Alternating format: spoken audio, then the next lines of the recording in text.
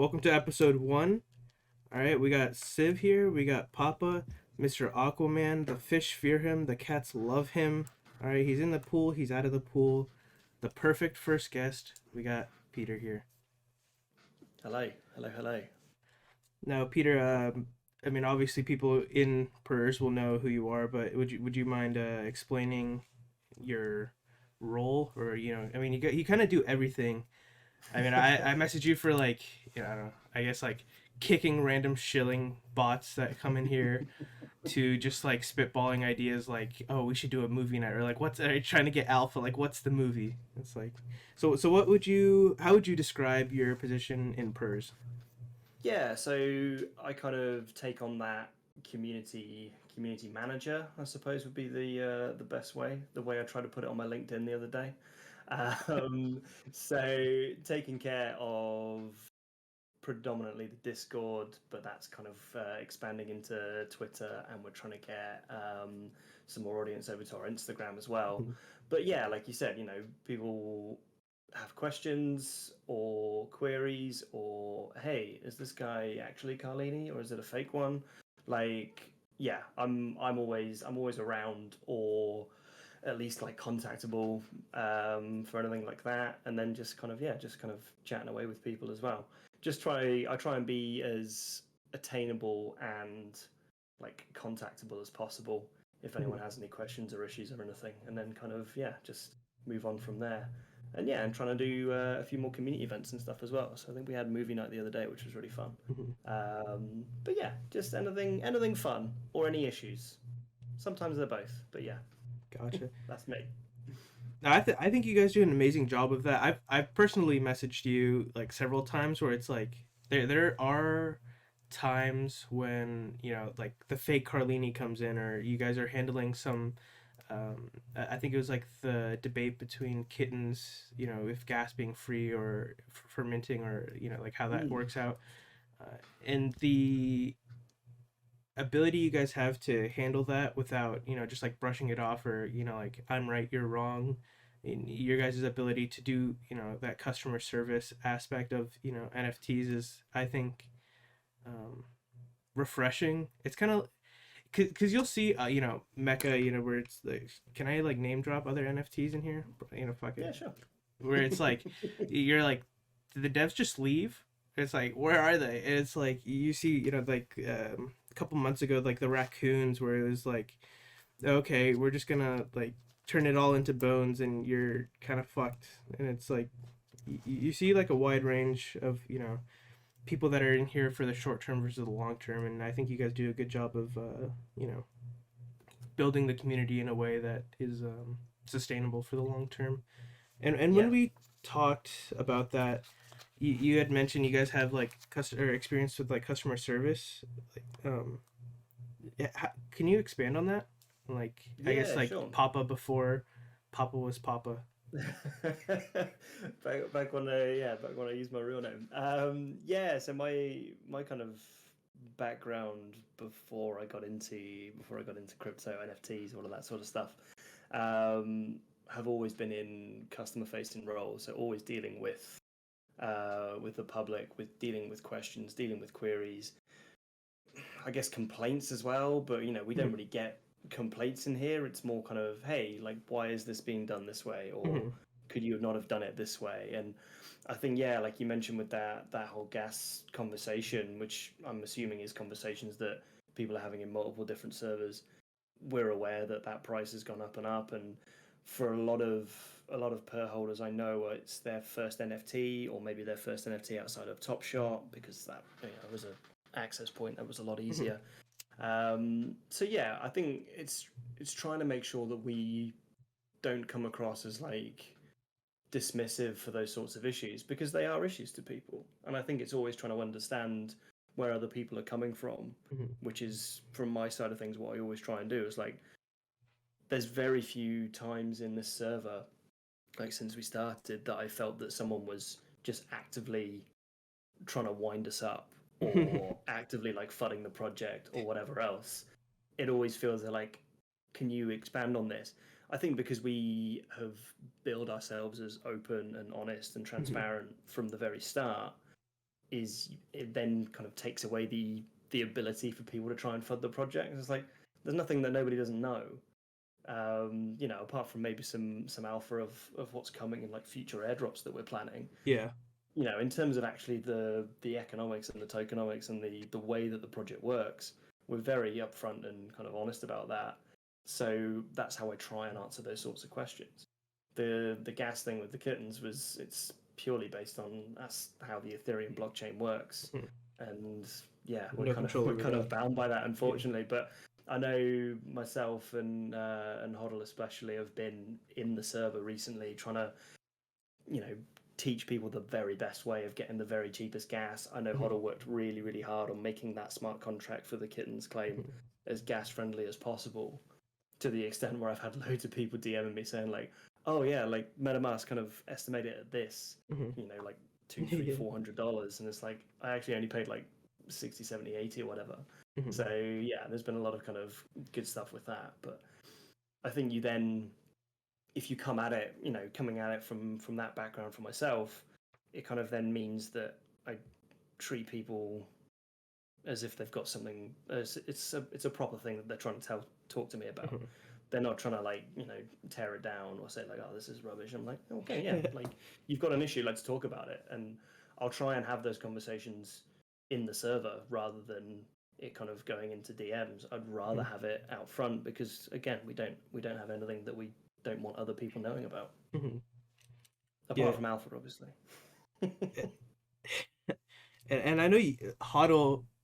Well, I was like reading something he was talking to, like a conversation he's having with someone else, and I was learning about, you know, how to, I guess, use MetaMask in a more like gas friendly way, and being able to like claim things like or setting your like GUI, and you know, knowing how like all that works, and like it's always like refreshing because like there's like so many aspects to like crypto and NFTs, and we'll probably go into like a few you know, like projects in depth like later on, but um I don't know, there's so many aspects to it that it's like kind of hard to keep track of it all. And so like, you know, having you guys active in the chats kind of um, helps those that are active, or you know, are paying attention or asking questions. And Yeah, definitely. And what's I think the is so yeah, go what's the on. dynamic at first, like kind of hard to like balance for you? Was it kind of like you knew what to like expect, or you know, when we were first starting up PERS, and you kind of had to like find your place in the community, if that makes sense? Was that difficult at all for you, or was that like transition and, you know, kind of becoming a community Yeah, manager easy, or like I'd natural? done I'd done some community work just prior in NFT boxes, so I kind of had a little bit of background in how that sort of stuff worked, Hmm. with, you know, with a kind of more of a customer support role than sort of, you know, managing a whole community. I think very early days it was a little bit difficult. We were still anonymous, which is why I'm known as Papa in this Discord now. So I wasn't like completely myself. I think there was a couple of times where I was like logging into my personal Discord account, which I'm on now, versus like my secret Papa Tango Discord account, where I kind of messaged as one person when I was actually logged into the other one, and we had to like scramble and like delete messages and stuff. Not that anyone was like, not that I'm like anything in this space or was back then or whatever, but because there was links obviously between myself and Carlini from NFT Boxes, which is why we were kind of anonymous to begin with, as that whole kind of changeover was going through. So yeah, so I think there was kind of a lot of feet finding. I know I remember doing like lots of giveaways based around the Olympics for some reason. I think the Olympics were on, and we were trying to do giveaways. This was like before we'd sold out, but after we'd launched. Because we launched like the Discord, like I think 2 days before we launched the actual project when the project went for sale. Yeah. So it was kind of the jump from that to a community was kind of a slow and steady process. And then all of a sudden kind of went a bit crazy when we all doxed ourselves. And the which was the same night that we sold out, which was all crazy, which seems like a million years ago now, but it's probably like I don't know, 4 months or whatever. I'm not sure how time moves in this space. So yeah, I guess like, and I'm still trying to get a hold of and get a sense of what the community wants from us, what we can give to them. You know, we're trying to do events where we get people involved, and we had a movie night which was hosted by this other project, Terra Movie Club, which was really cool. With some really cool software that meant it like synced everyone's Netflix account like across the world, which was really cool. So that was good fun. We've done some games night stuff and some like impromptu games night stuff as well on Thursdays that we're trying to do every week. I've had a guy reach out to me about a poker night, which has received a little bit of heat. I think that'll be really fun. So trying to get stuff like that off the ground. So I guess, you know, with a community and me kind of as that role within the company is having to be reactive to what the community wants. Like if everyone was like, I really like, if everyone, or you know, a lot of people were like, we need to play Mario Tennis. Like I want to have a Mario Tennis night like, every night. Like where is my Mario Tennis fix? Then yeah, let's host some Mario Tennis. Let's do it. Like you want to have something that the community is involved in. Are So you at the trying to project moment, onto the community right now? You really want this I want Mario to play Tennis at Mario some point? Tennis. Yeah. Everyone watch me stream the new Pokemon game. Let's go. Like, yeah, so I think you kind of have to be reactive and also just good at listening and also maybe just trying stuff and see if people are into it or not. So, yeah. So did you? It sounds like you got the new Pokemon game. The Diamond and Pearl remake is what I Yeah, yeah. mean, yeah.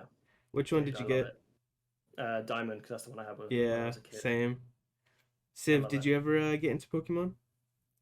Uh, yeah. I can you hear me? Okay. Yeah. Yeah. Okay, perfect. It doesn't show that cool icon whenever you talk. Yeah, I have a what's it called?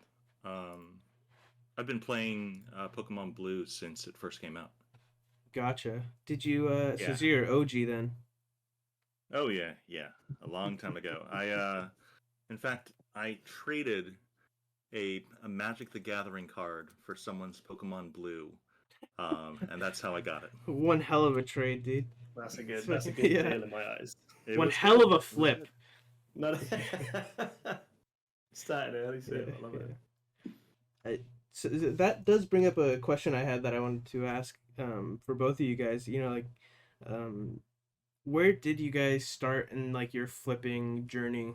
Because I know for me it was Pokemon cards, like you know, as a kid on the playground and stuff, and you know, others it might be like baseball cards or you know, maybe wood chips from the park. I have no idea. There's some weird kids out there, but so I won't judge. Where did you guys' flipping journey or you know, hodling and collecting kind of start? Seb, do you want to take this one first? Yeah, of course, of course. I think for me, like I've always been a collector.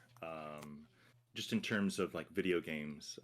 You know, I lived in Japan for a part of time, and I somehow by chance picked up 3 Nintendo 64s. Just you know, one that I could play with, and then two just in case the first one broke. Just because you can never be too safe when you're buying hardware.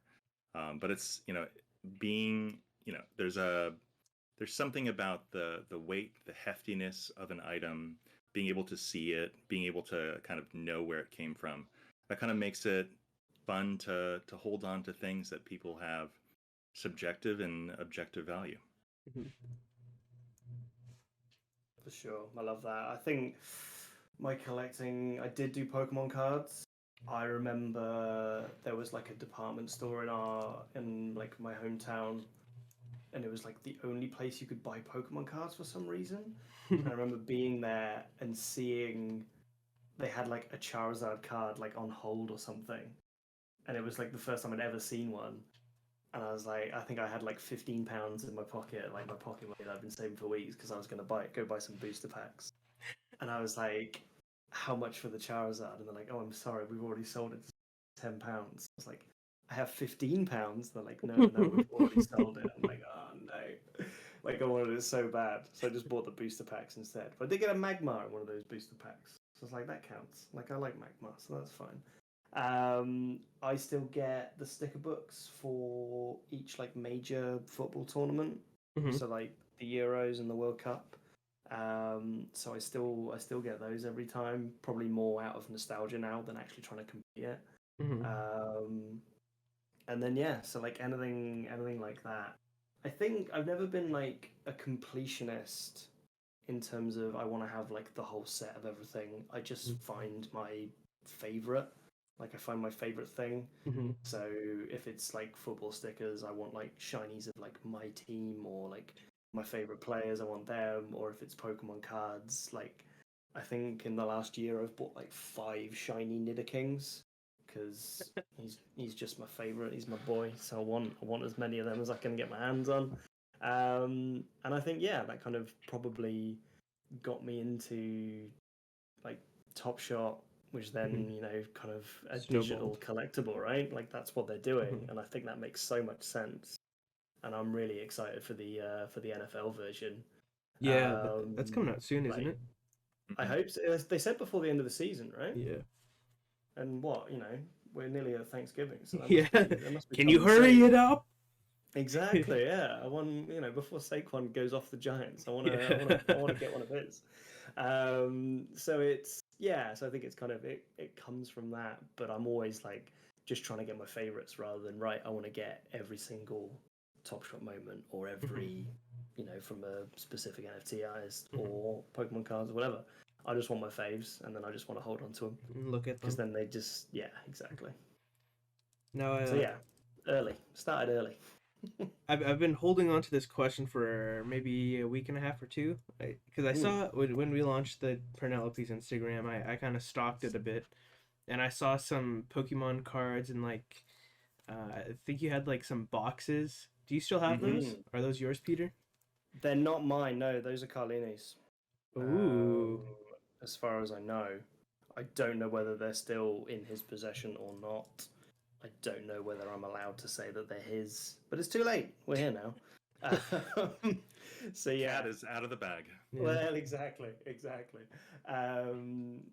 So and then Carlini was obviously, I think I can say this because it's quite famously very early on Top Shot. So that's why those are on there. I think we're going to archive those posts. So they're still there, but I think we're going to archive them just so it's going to be fully pers all the time on there. Gotcha. So go ahead and screenshot that, someone, please. For posterity. Yeah. I don't think I've told Carlini yet for those ones, because I think he's very quite rightly quite proud of that, especially obviously like the Top Shot play. Yeah. So, but yeah, I think let's go full pers, baby. Let's go. Yeah. Let's talk about the Giants, because this is a question that I've had for a while, and how cause it kind of breaks my mind that one, you like football, and 2, you like the Giants. Yes. I wouldn't have guessed either of those by the look of your cat. He's too fancy, more of a croquet guy, right? Papa, look at it, another monocle. Or polo, maybe. So it's the Giants because my dad visited New York a lot in the 70s, which I can only imagine what New York in the 70s was like. But he's got a t-shirt, which I actually saw today because I was cleaning my closet out today. He had a t-shirt, a New York Giants t-shirt, that he gave to me when he grew out of it, and I've since grown out of it myself. I'm hitting the gym, but it'll be a while before I can get back into that. So the Giants were always in my head because of that. And then when I first went to New York, I was first in New York the season after the last Super Bowl we won. Okay, so that's like not the 18-0 Patriots Super Bowl, the other one. So I think 46, I think. So I was in New York like as that following season was gearing up. So the Giants were everywhere in New York then. Like every advert was Eli. Like everything, all the chat was like, all right, how are we gonna what are we gonna do? How's the season gonna go? And I was like, oh yeah, cool. And I'd watched a couple of American football games at university because you're always going to get like a few American students in like every uni that you go to here, and I'd watched a few games. So it's like, okay, cool. Like I kind of know what's going on. You get it in the end zone. I understand this. So I ended up watching a couple of games whilst we were there, and I have like this weird, like I get like weirdly like obsessed about stuff. So when I came back, I was like, right, well, I'm just gonna follow this every Sunday. Like, let's do that. So I didn't think Game Pass International existed at this point. This is what 2012, 2013 season. So all I did is every Sunday would just go on the ESPN website and just follow like the plays as they came in, and be like, all right, cool. Like this will be how I follow football. And then eventually, as time goes on, and it's got bigger and bigger in the UK, and obviously we have the international series and stuff comes over now. So I've been to like quite a few games at Tottenham Hotspur and Wembley and stuff over the years. It's like more and more of a thing. But yeah, it's just now it's like my Sunday routine, like obsession. And yeah, the Giants suck, but they didn't when I first started, so that serves me right, I guess. So I guess go for it. Go for it. Go, Siv. You're up. Oh no, okay. So like sports is kind of the it sounds like the initial thing that got you into NFTs. Is that right? That'd be right. Yeah. I mean, I've never been like a basketball fan. I don't really like sports where the absence of scoring is rare. So like, you watch basketball now and all like the points totals are so high. And like to me that kind of like, so scoring isn't good. It's like cumulative, so you have to keep going sort of thing. Whereas like NFL and, famously like real football, you can have like really low scoring games, but they're still exciting. I think the whole kind of sports angle of Top Shot really helped. But yeah, it's not my preferred sport. I'm a Knicks fan now, and then like the first season I followed it because obviously got into Top Shot and it's New York. I was like, all right, cool. What's the New York basketball team? It's the Knicks. All right, cool. Let's go Knicks. And then they go to the playoffs. It's like, oh, this is fun. So again, probably gonna bite me very soon. But yeah, I think like the sports angle definitely helps me kind of get into it initially. Yeah. Got it. So it seems like especially within the NFT world, and I think here at Penelopes, Top Shot is usually kind of the touchstone for NFTs. How did you get into Top Shot, and then from there meet up with Carlini, and really kind of what was the progression that you've noticed over time? Yeah, and I think that's true. I think Top Shot was such an amazing onboarding experience, like so easy, right? Like you didn't even need a wallet. Well, you needed like your credit card in your actual real life wallet in order to buy packs and whatever else. So it was like, I think it was such an easy onboarding experience for loads of people. Carlini got me into Top Shot summer last year, summer 2020. So I think it was like early adopters could sign up or something, which is one of those things where you look back on it and it's like, if only I'd known, like, if only I'd minted a Bored Ape at Mint or whatever. So it was kind of like that sort of thing. Carlini had been speaking about NFTs for about 3 years at that point.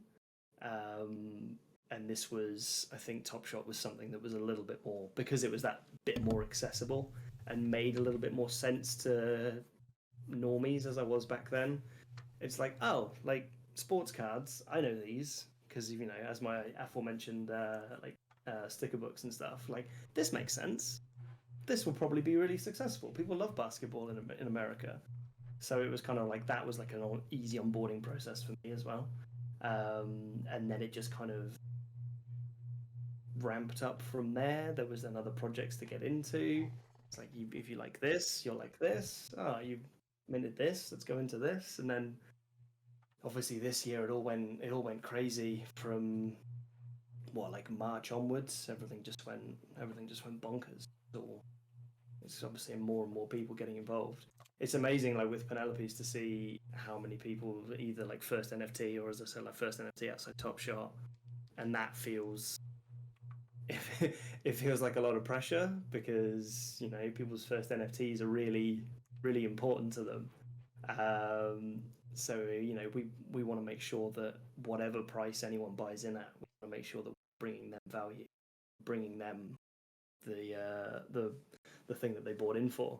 So yeah, it's crazy. I've lost my train of thought here. I've gone a bit off the wall. I've gone a bit mad. No, it's perfect. It's perfect. I guess the kind of the area that I'm most unfamiliar with is kind of your work with NFT boxes. But it sounds like a lot of your experience in terms of like customer facing and then community integration is really related to that, to your time there. Yeah, within this space, definitely. I used to work in travel, so I was like a travel agent, people's holidays and stuff like that. So a lot of that came from a lot of my kind of ability, I suppose, to speak to people and listen to people and understand people came from that. And then I just brought that in to the next thing I was dealing with.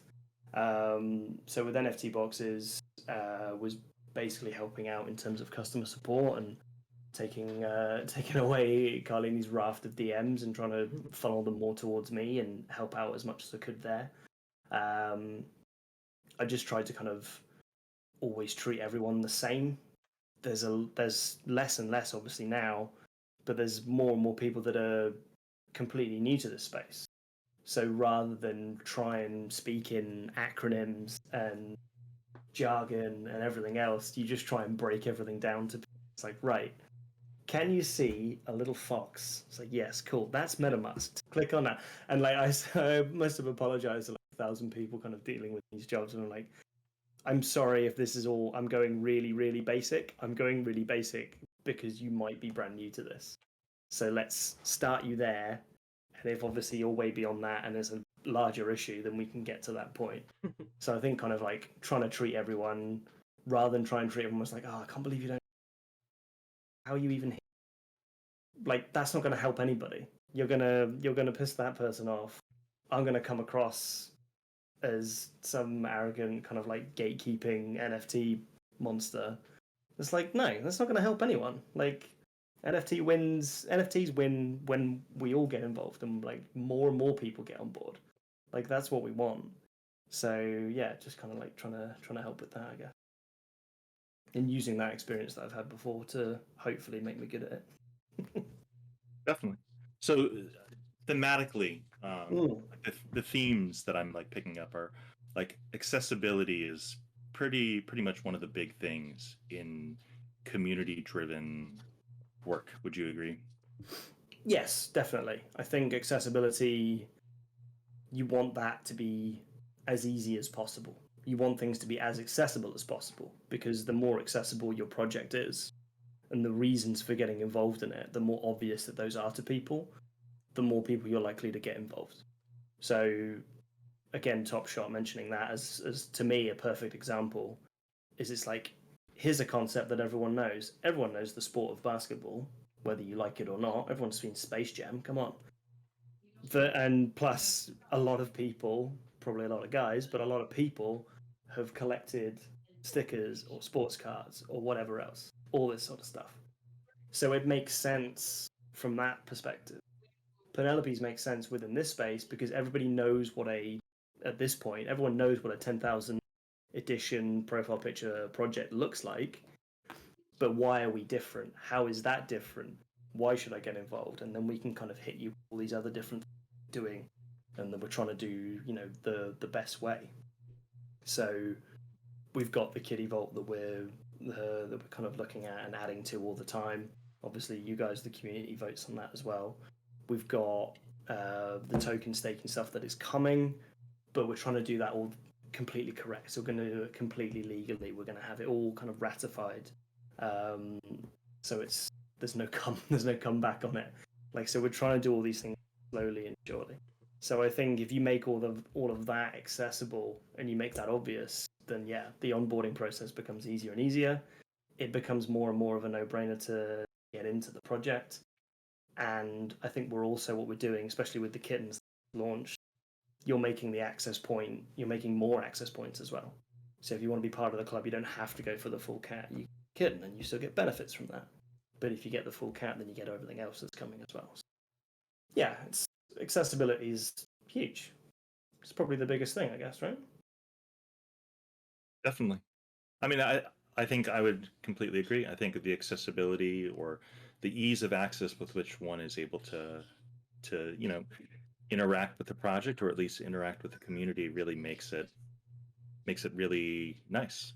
I think for me, coming on fairly new to this space, um, you know, the transparency, the openness, the willingness to engage with even newbies is what made this community feel like a good home base for me, which in this space I think is incredibly important. Yeah, I've had lots of people kind of reach out and say that in the server, and say that if we're DMing about stuff as well, where, like, this place just feels different to a lot of other servers. I mean, like, I'm in other servers all the time because I'm, again, like I said previously, trying to make sure that this community is the best one, and trying to make sure that what we give to the community is what the community wants, and then offer stuff that maybe swear. And for doing that, I do a lot of, I guess you call, market research by jumping into other projects. And there's other discords where it's like there's several people typing all the time, but it feels very kind of like hypey. And then, not that I don't ever want to like hype stuff, but it's like I want to make sure that everything that we're doing, and we're doing it the right way, and we're like, it's a nice place to be, and it's there's no judgment, or if you're new or you're not new, or whatever, it doesn't matter to us. What matters is that you've bought into our project, and we want to make that worth it for you. So I think, yeah, it's home base is a really nice way of putting it, and I've got some ideas that I'm chatting through with the rest of our community to try and push that concept a bit further, make it more of like, I guess, like a real life country club is what Yoda always says to me, in terms of like people will come here, we might chat about other projects, but we're chatting about them because we know that this is a good place to kind of like talk about it, and our project will maybe give you more access to things, like through the kitty vault and the things that we can do through that. So obviously the breeding party that we've already had, there's another one coming soon, because I think we've got the bananas for it now, which is a sentence that, if you told me I was going to say that a year ago, I'd be like, so yeah, I think the kitty vault will hopefully access to more stuff moving forward, and kind of give I'm you excited to that get vibe. the stoner cats like watching party. I think that Well, exactly. Yeah. Just kind of using like Peter was saying, like the kitty vault as a like stepping stone to the NFT community as a whole, rather than just dicing it up as like this is this project's Discord. You can only talk about this project in this Discord. Yeah. And kind of opening things up. I think it's fake, right? Like, if you have a server like that and you start talking about another project, it's like, excuse me, can you put that in the shield channel or something? Like, if someone's actually just shilling stuff, then I will say, yeah, put that in the shield channel, please. Like, obviously. But if it's discussing, I know obviously Ambassador's got access to the other projects channel, and that's the channel I'm talking about pushing further. It's, you can talk about other stuff, and I think because it's not accessible to everybody, it means that you get a little bit of, it's just honest talk about that. But that talk will inevitably bleed into the clubhouse and into the lobby bar as well, and I'm never going to shut it down, because I think it's a very naive attitude to think that people aren't in other projects. Like, I'd be very surprised if there's anyone in the server that interacts in the server on a regular basis. Like, this is the only project they're involved in, or the only project that they look at. So why pretend that that's the case? It's the only one I look at.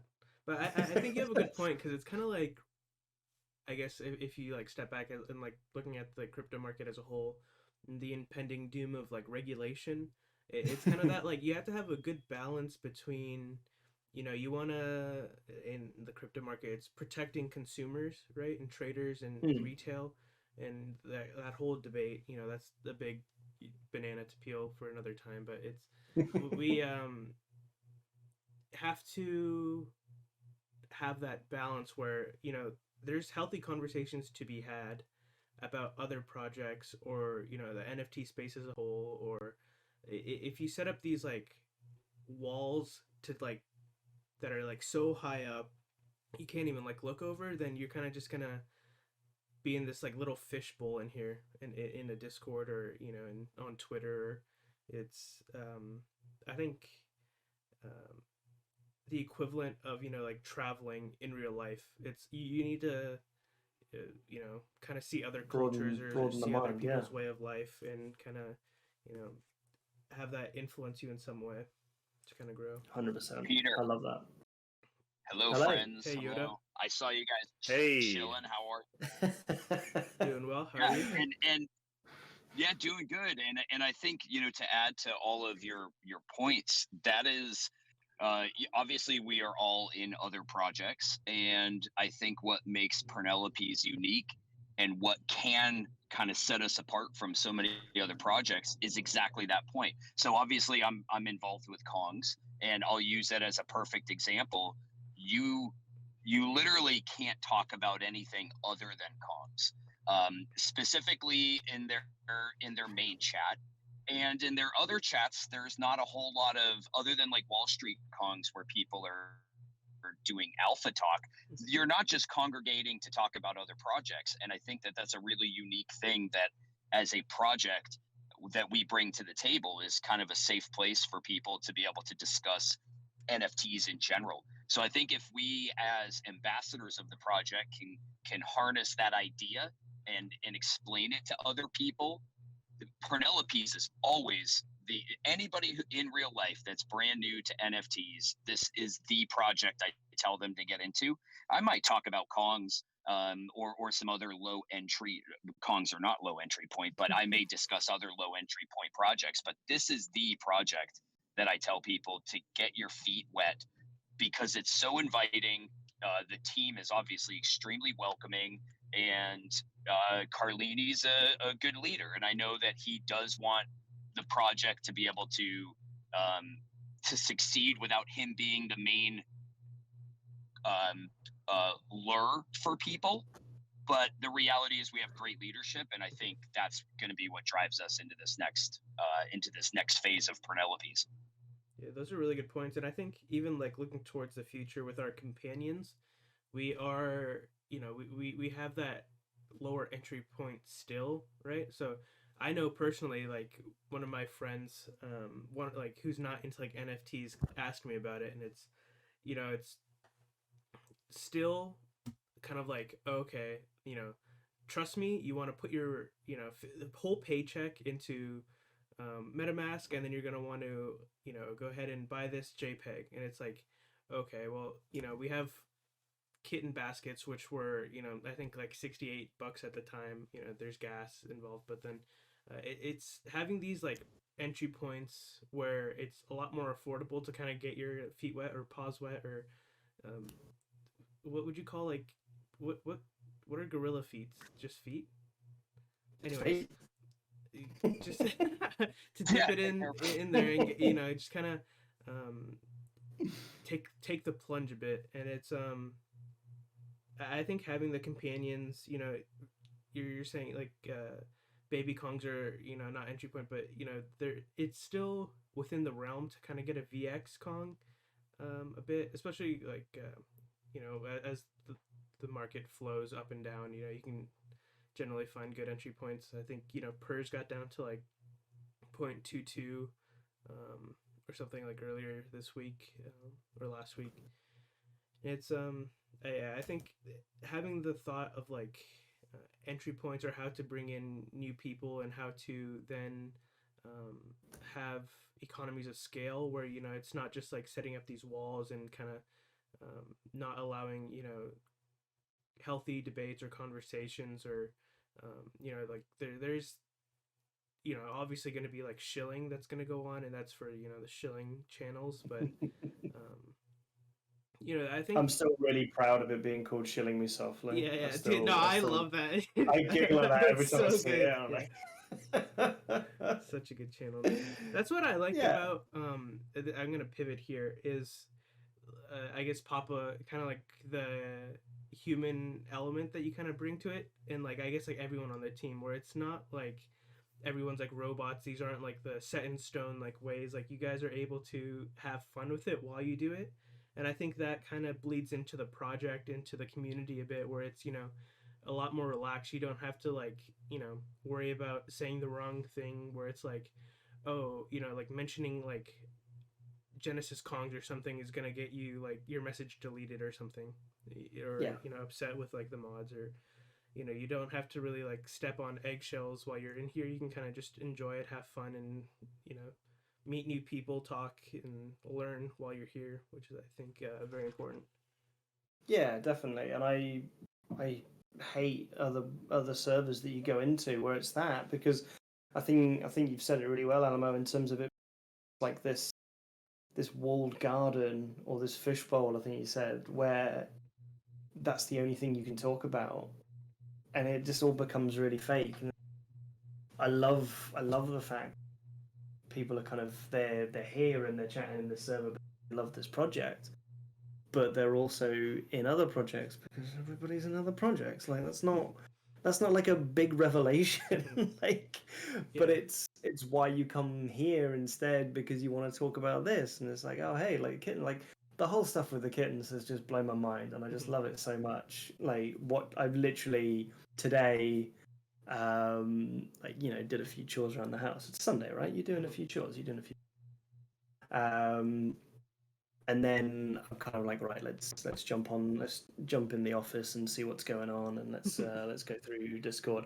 And I've literally just got the kitten bot like open on one screen, and then like the main server on the other, just watching these kittens get minted through, and then people sharing them, and then people getting excited, people sharing like gas tips and stuff. Like I know me and Hodl have been kind of trying to kind of get as many people up to speed on how to get the lowest gas possible on that.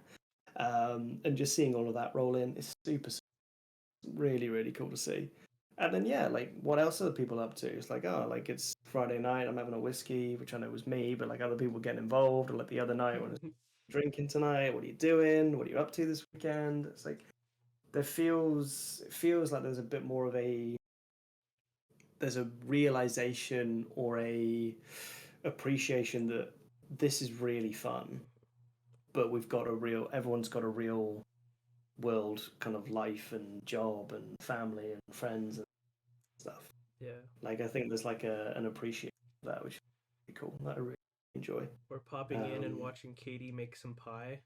Shout out Katie. Yeah, that was so fun. Shout That out. was so fun. My only issue being is that it wasn't in my kitchen, so I couldn't have any after.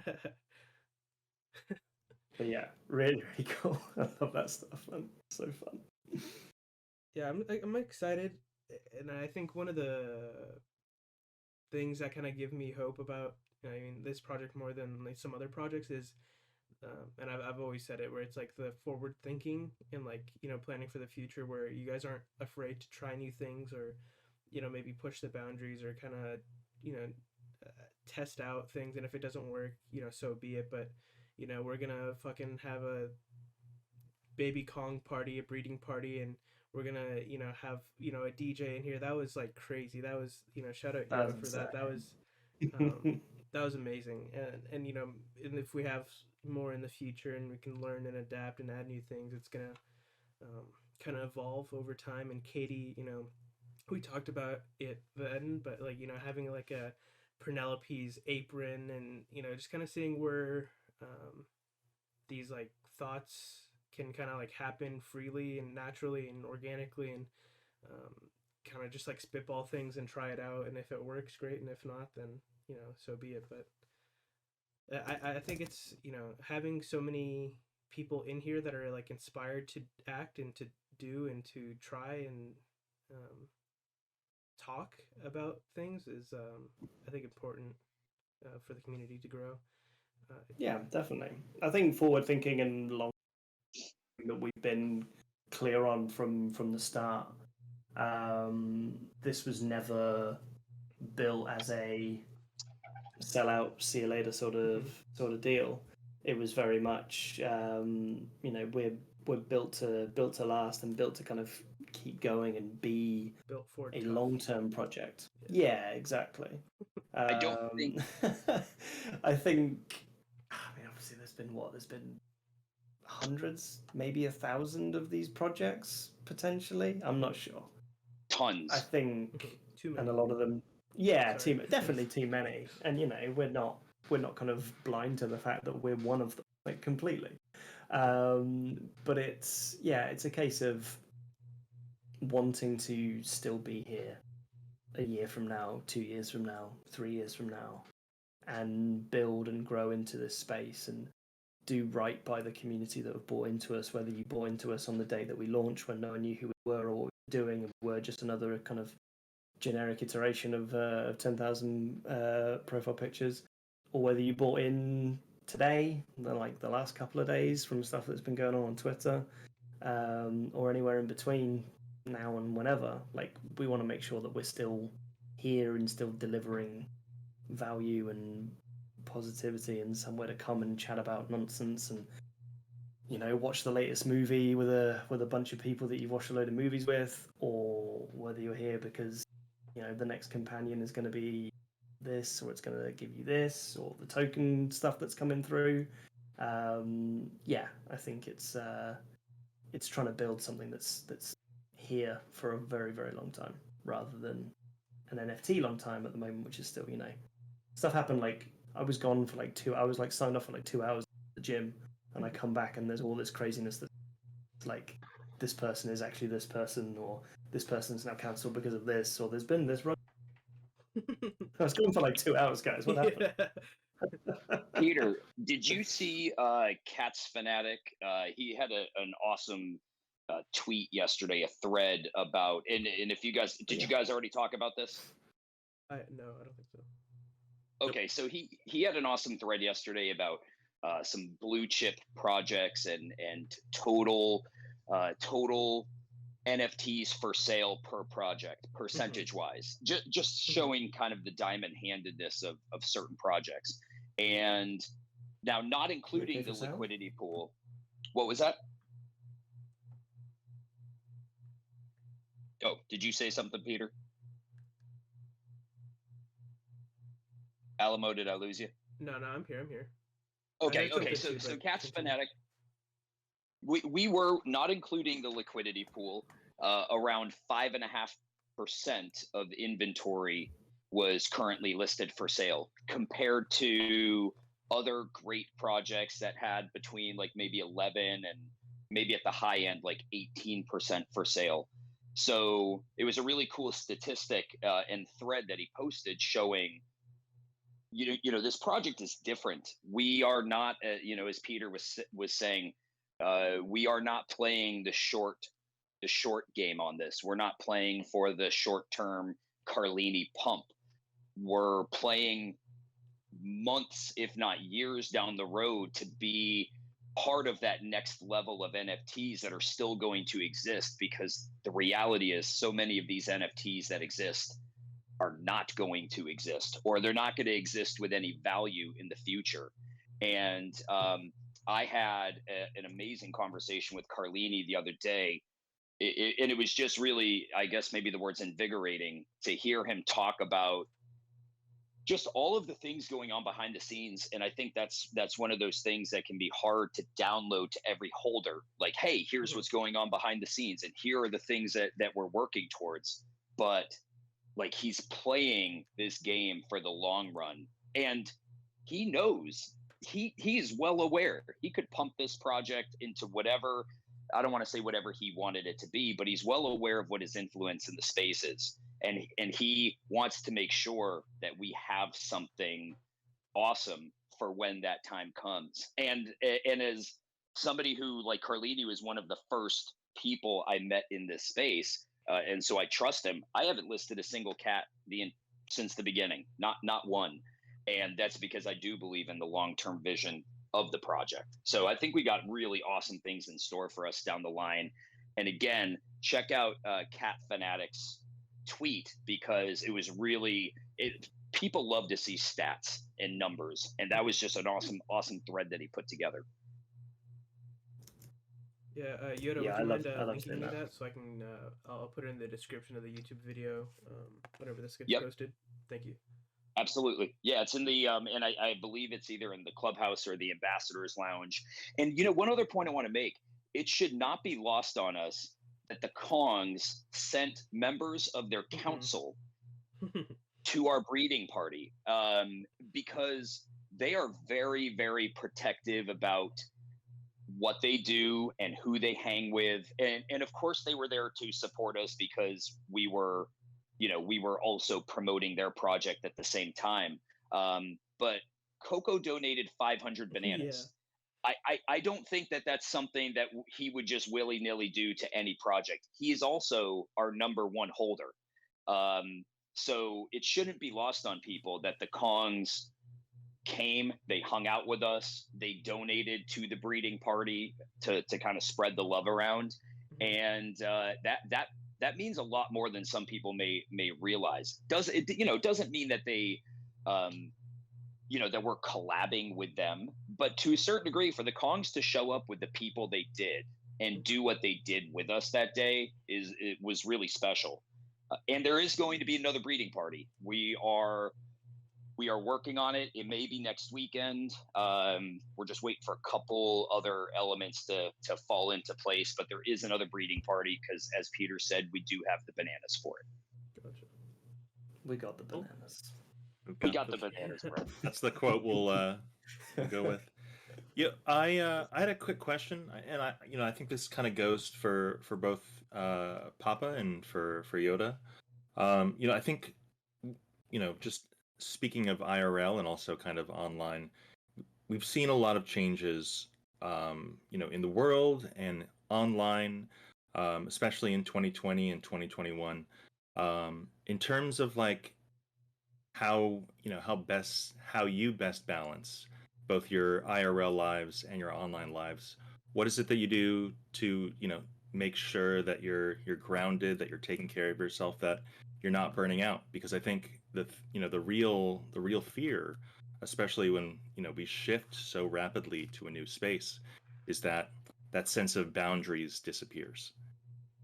Yeah, definitely. I think that's been something I've tried to really get a focus, probably in the last month or so. We actually came up in like a meeting we had as well of like how best we all work and how best to structure things. And obviously we're now dealing with staff on 2 continents as well, which kind of brings time zone difficulties into it as well. I try and base a lot of my kind of core working hours, I suppose you would say. I try and base them around like when my girlfriend, so that we can spend quality time together. I think that helps ground me. I've joined the gym recently, so that's kind of been really, really useful as something where it's like, right, I'm in a class or I'm in the gym or I'm doing aqua aerobics because I love aqua aerobics, guys. I mentioned this the other day. So it's somewhere where I can't have a screen with me. I can't have my phone with me. I can't have access to anything. The only thing I'm doing is, the spin class or the circuit training, the aqua aerobics that I'm doing. And I think that really, really helps to just have that time away, even if it's, it's like an hour or so. But I think that has really, really helped. And it means that, when I am working, I can bring like my maximum energy and not feel that I'm kind of, coming apart at the seams or whatever, because I've been properly focused when I need to be focused. So I think that's really helped me kind of ground myself.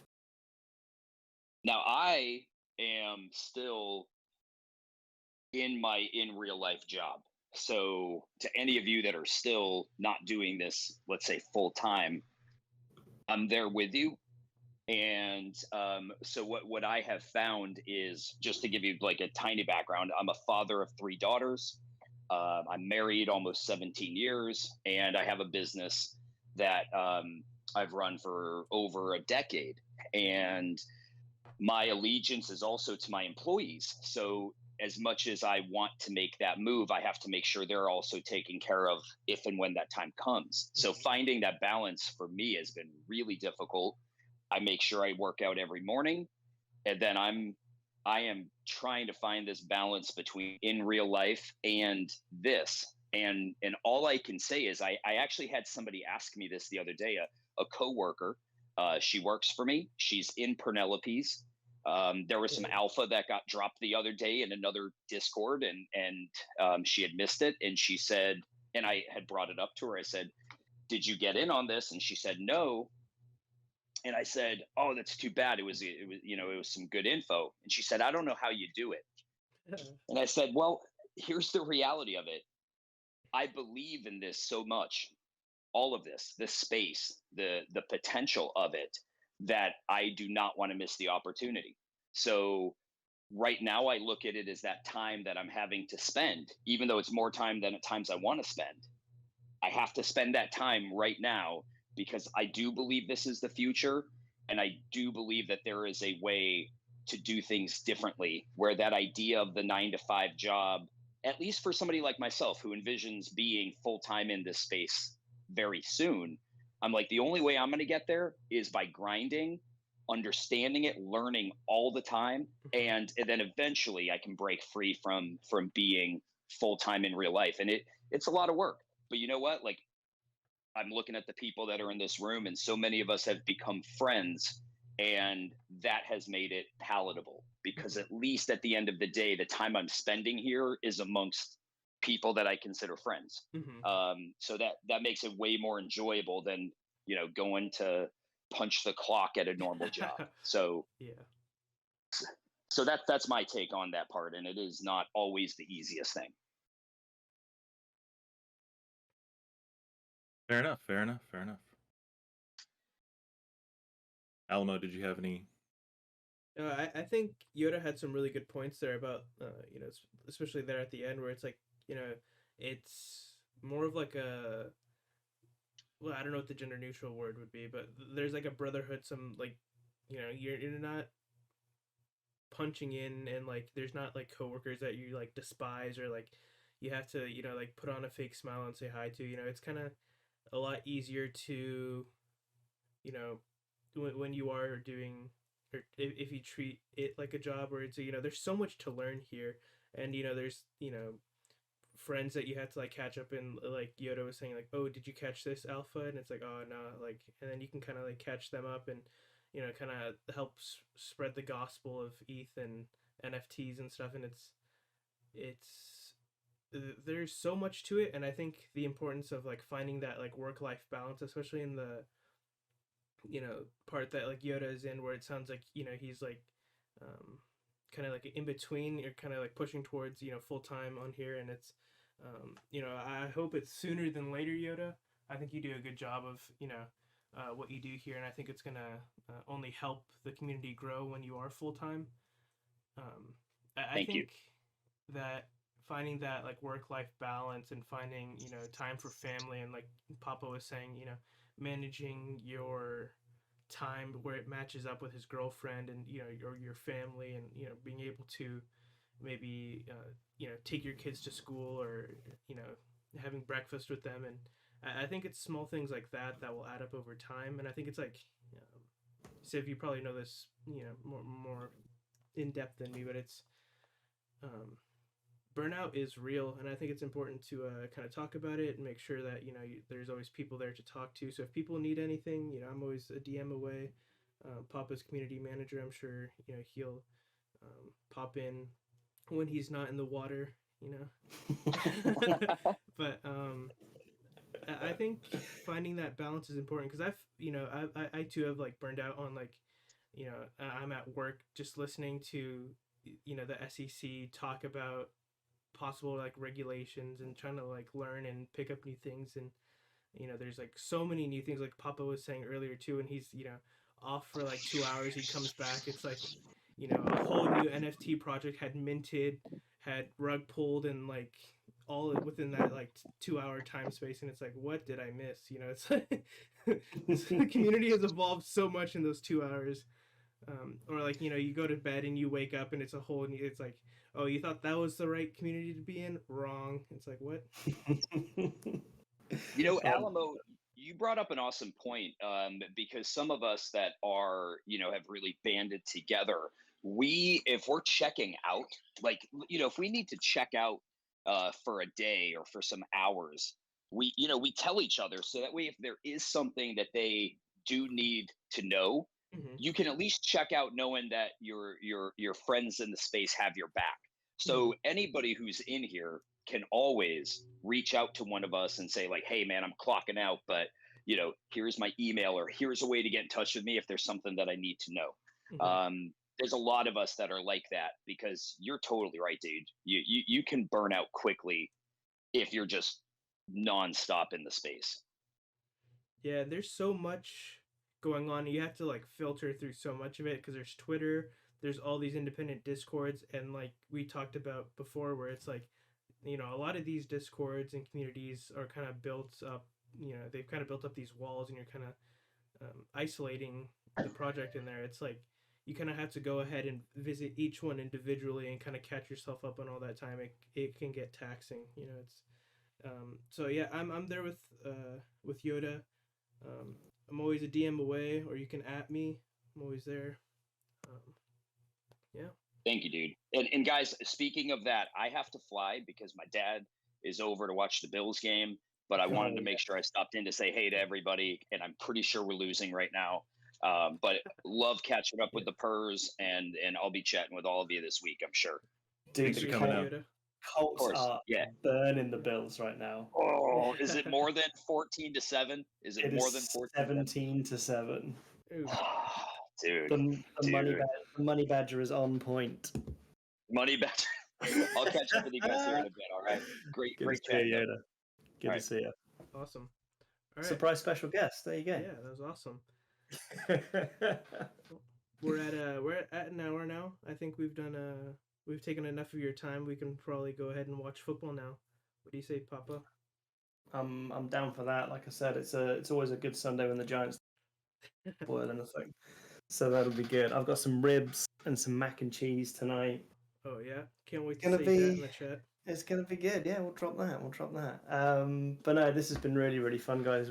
Really appreciate you having me on. It's been really good to chat, kind of in general, about this space, and obviously specifically for Penelopes as well. But yeah, it's been good, and for everyone kind of joining us in the fun to see some. Appreciate you coming on here.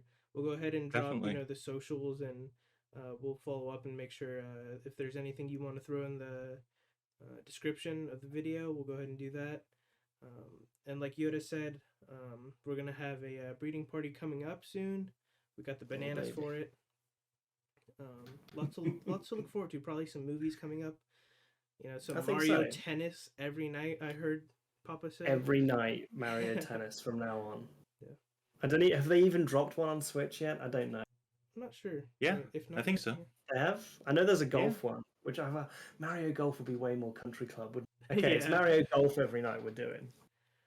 And Katie making pumpkin. No, what was it? Pumpkin? No, what was it? It was like a Oreo crusted pie. About a pie chocolate, thing. Like oh my god, it looks unbelievable. Yeah. So we'll probably have more of that kind of stuff in the future. Can't wait. Absolutely. Thanks for everyone watching and listening. Definitely. Thanks for coming out, everyone. Bye. Peace.